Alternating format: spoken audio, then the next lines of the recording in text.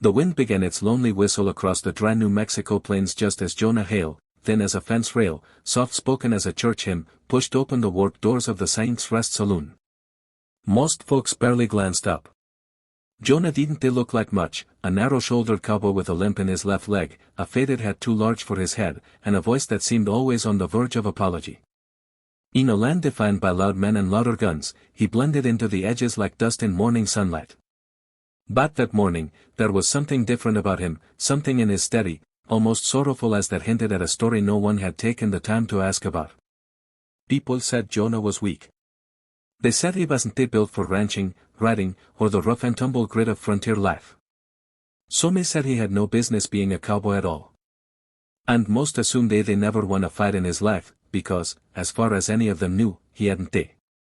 Jonah never corrected them. He just kept to himself, sweeping out stables for $1 a day, helping travelers repair wheels, or running errands for shopkeepers who didn't have the decency to learn his name. But trouble has a cruel instinct for finding the quiet ones. That morning, 3 strangers rode into town, men with the look of wolves who they'd grown too used to the taste of fear. They robbed a stagecoach just 2 nights before, leaving 2 passengers dead and 1 clinging to life. With bounties on their heads and rifles in their saddlebags, they walked into the saloon with the swagger of men convinced they owned anything they touched. Jonah, unfortunately, was the first thing they touched. They stepped aside to give them room at the bar, but one of the men, a brute with a jagged scar across his jaw, shoved him hard enough to send him stumbling. "Move faster, Scarecrow," the man growled. Jonah didn't scowl. Didn't defend himself. Didn't even speak. He just nodded, mumbling an apology, and tried to slip away quietly. It sold be ended there. But the scarred man caught sight of something dangling from Jonah's neck, a small beaded charm, intricately woven with colors of earth and sky. "That's that trinket," the outlaw sneered. "You some kind of Indian pet?" The saloon steal. Conversations cut short. Boots scraped wood. Jonah froze mid-breath. The outlaw snatched the charm from Jonah's chest and held it up between grimy fingers. "You got 10 seconds to explain why jewelry wearing a heathen jewelry." Jonah's jaw tightened, though he kept his voice level. "Give it back, please." The outlaw laughed. "Or what? You cry at me?" More laughter followed, rough and mean. Jonah swallowed hard. He seemed smaller than ever, thin arms, trembling hands, a man who had never raised his voice in this town. Nobody expected him to stand up for himself. Nobody expected him to fight back. But nobody knew the truth about that charm. Nobody knew who had given it to him. Nobody knew that Jonah Hale, the weak cowboy who everyone overlooked, was the sworn blood brother of 77 Apache warriors. Years earlier, before Jonah became the harmless stable hand people pitied, he'd been a 19-year-old wanderer lost in the White Mountains after being thrown from his horse during a monsoon storm. Injured, starving, and delirious, he'd been found by an Apache scouting party. He expected death. Instead, they carried him to their camp, bound his wounds, fed him broth 1 spoonful at a time, and sat by his side through fever and night terrors. For 2 months, the Apache clan nursed him back to life. They taught him not only survival, how to listen to the land, how to ride with balance, how to track stars and water, but also kindness without condition. To them, compassion wasn't a virtue, it was a duty. And Jonah, with his gentle nature and grateful heart, became an unlikely but beloved friend. On the day he was strong enough to travel, the clan's leader, an elder named Sonny, placed a beaded charm around Jonah's neck. "You are brother now," Sonny said. "Our family rides with you, even when unseen." Jonah had returned to white settlements afterward, believing kindness could bridge the world between cultures. But he quickly learned how cruel and suspicious people could be toward anything different, anything peaceful. So he kept the story quiet. Not to protect himself, Jonah knew he was at the bottom of every pecking order, but to protect the Apache, whose world was shrinking beneath rifles and politics. Still, he wore the charm every day. A quiet reminder of the only people who had ever treated him as an equal. Back in the saloon, the outlaw dangled the charm above Jonah's head like bait on a string. "Come on, Scarecrow," he taunted. "Jump for it." Jonah didn't move. I said jump. Again, Jonah didn't move. A murmur swept the room. Folks shifted in their seats, some pitying, others amused. The weak cowboy, humiliated as usual. Then the outlaw threw the charm onto the dirty floor and crushed it beneath his boot. Something inside Jonah broke with it. Didn't they shout? Didn't they strike? But for the first time in his life, he stood taller, not physically, but in a way that made the room feel smaller around him. A subtle but unmistakable change. Pick it up, Jonah said quietly. Laughter erupted again. You hear this stick insect, the outlaw cackled. He must be grown a span. But Jonah wasn't listening to him, he was listening to the wind. There was a sudden shift in the air.